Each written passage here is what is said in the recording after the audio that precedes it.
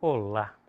Nós estamos falando sobre as escolas literárias de língua portuguesa, das de Portugal e das do Brasil, que são as que caem nos vestibulares. A primeira que nós aprendemos é desde a fundação de Portugal, desde a criação da língua portuguesa, que foi o trovadorismo. Agora a gente vai ver uma outra que traz uma bela de uma modificação, que é a chamada humanismo. O humanismo, ele representa uma passagem da Idade Média para o Renascimento, mais ou menos ali entre o século XV e o século XVI. Esse humanismo vai acontecer pelo seguinte: apareceram alguns cavalheiros que discordavam totalmente daquele pensamento excessivamente católico, totalmente teocêntrico que acontecia na Idade Média. E eles disseram: não, nós queremos saber o que pensavam os gregos, o que pensavam os romanos, como que eles resolviam os seus problemas. Nem tudo era explicado por Deus. Certamente o homem tinha acesso às mudanças, às transformações da sua vida. E, neste caso, esses cavaleiros passam a ser conhecidos como humanistas. E por isso mesmo essa escola literária se chama humanismo. Mas perceba que ela vem carregada de influência teocêntrica da Idade Média. É lógico que ela já vai trazer muito do que é a Idade Moderna, muito do que é o Renascimento, as questões do homem tomando nas próprias mãos o seu destino, mas ainda muito influenciados pelas questões medievais. Vamos dar uma olhada quem fez sucesso aqui como humanista. Veja isso, ó. Na literatura, o considerado o maior dramaturgo da Europa neste período. Veja a importância que tem Portugal e a literatura portuguesa nesta época. Gil Vicente. Esse homem era o maior escritor de peças teatrais deste período em toda a Europa. Ele é de uma imensa importância. Tanto que as peças vicentinas, ou peças de Gil Vicente, ainda são encenadas até hoje como se fossem feitas para amanhã, de tanto poder que elas carregam em termos de crítica, em termos de análise da sociedade. Poxa, muito humano isso, muito voltado para as questões modernas, sim, mas não deixa de ser chamado também um teatro moralizante, porque o Gil Vicente não deixa de ter um pezinho ainda na Idade Média, ainda um certo receio com relação às questões da Igreja Católica. Vamos dar uma olhada aqui no quadro. Nós temos muita influência da comicidade da comédia dell'arte e dos mistérios, que é o teatro católico. Isto é, durante a Idade Média, a gente vai ter no teatro aquilo que a gente chama de mistérios.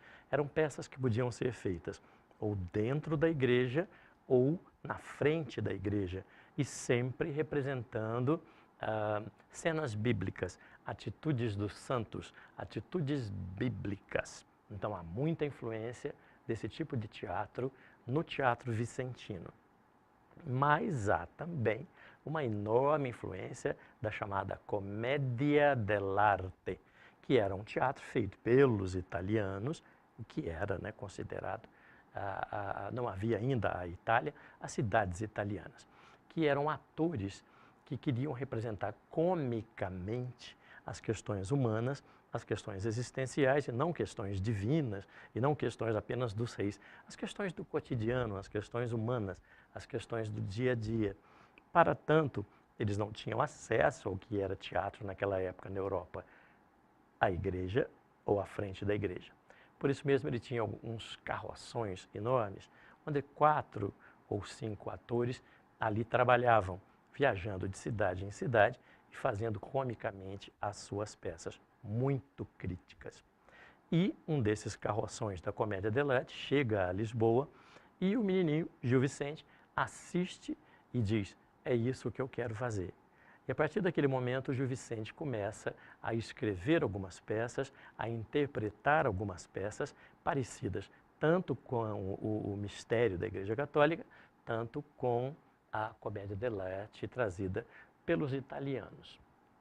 Veja você, esse teatro era feito de acordo com o que se tinha à época em termos de poesia. a métrica, as estrofes, a rima, e ele fez todo o seu teatro, todo rimado, todo com estrofes, todo com métrica. E nesse caso, o que a gente vai conhecer como medida velha, isto é, os versos são todos feitos em redondilhas maiores, 7 sílabas poéticas. E o Gil Vicente, ele não tinha muitos recursos teatrais, ele não tinha muito como expressar os seus personagens, os que eram muito ricos, os que eram muito pobres. Então, como que ele fez? Ele coloca na fala dos personagens características que dizem se eles são muito ricos, muito inteligentes, se eles são pobres, se eles são da igreja. Ele usa todo tipo de recurso para apresentar os seus teatros, as suas peças. E as peças do Gil Vicente, elas são de dois tipos. São peças narrativas ou são peças alegóricas. As narrativas, como o próprio nome diz, são aquelas peças que têm uma sequência, começo, meio e fim. Narrativas tradicionais, uma história mais tradicional. E as peças alegóricas são aquelas que vão se utilizar de personagens não existentes, vão se utilizar de anjos, de diabos, de santos, de figuras alegóricas para traduzir sentimentos e fazer críticas ao ser humano. Nesse caso, nós temos como a principal e mais conhecida peça narrativa do Gil Vicente, a farsa de Inês Pereira. Essa farsa de Inês Pereira, ela acontece pelo seguinte: alguns cavalheiros meio invejosos da qualidade artística e dramatúrgica do Gil Vicente disseram que ele copiava aquelas peças da comédia dell'arte.